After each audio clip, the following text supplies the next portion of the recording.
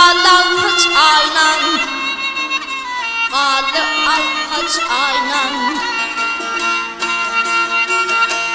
Gülüm düştü ıntılağım, ağlamış aynan.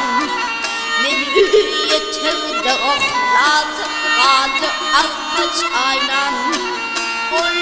Gülüm pağı pağı neyim, ağlamış aynan.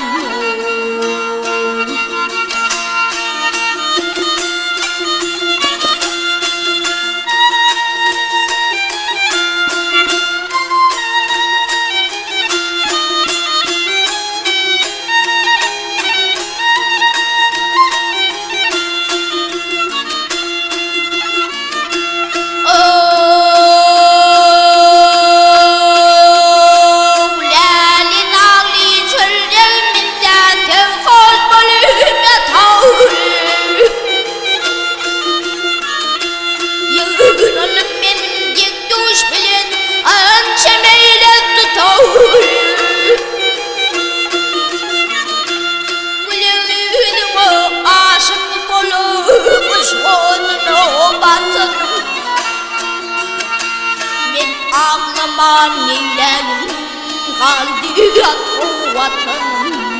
Kalıp divan senin bilenim, kalıp arkaç aynam yok.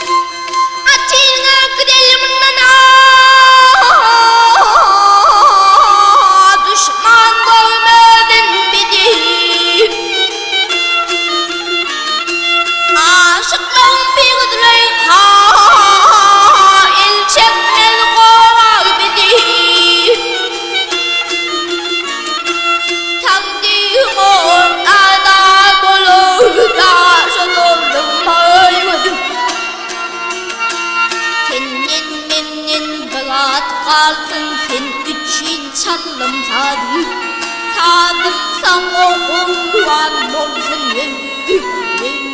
Ağlıp arkaç aynam yok. Aşık oğlum sevurlar, aydınlayın taşındım. Yüreğimiz hoğalım, helal kalım kaşındım. Ağlayanıp yedağın öldüşümden yüreğime tağıma koyun